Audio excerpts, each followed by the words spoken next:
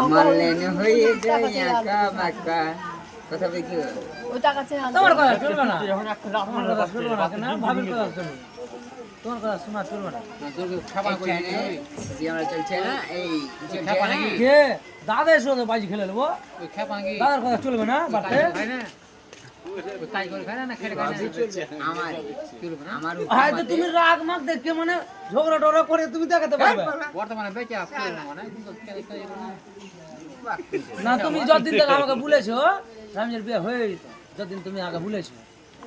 আজ হলো হলো মোটামুটি 2023 বলে হন তেইশ মেজ বুঝি না ছেলেকে পোক্তা করছি